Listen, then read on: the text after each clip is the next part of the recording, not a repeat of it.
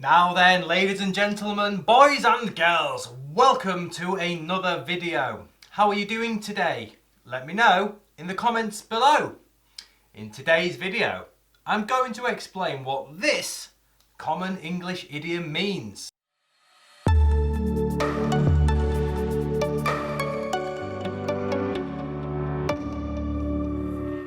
If you're learning English, then my YouTube channel is a great place for you.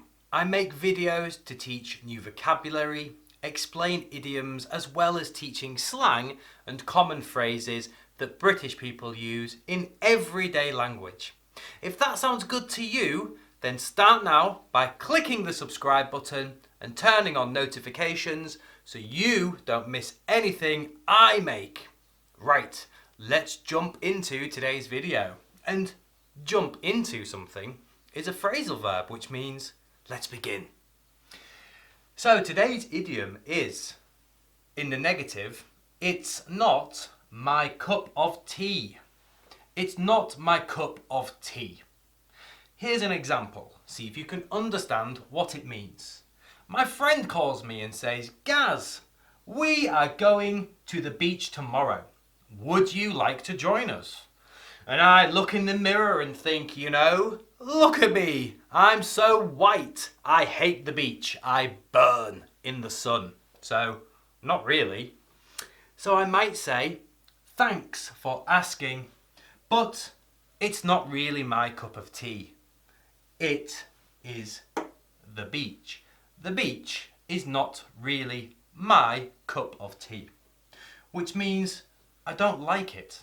I don't like going to the beach, which is true because I am very white and I burn very easily. So for me, beaches are more like a barbecue where I am the meat, and that's not very fun.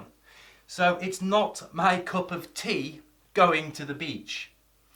But this idiom can be used in the positive or the negative. If my friends ask me, Gaz, would you like to go and watch a game of football tomorrow? I might say, sure, that sounds great. Watching football is my cup of tea, something I really enjoy doing.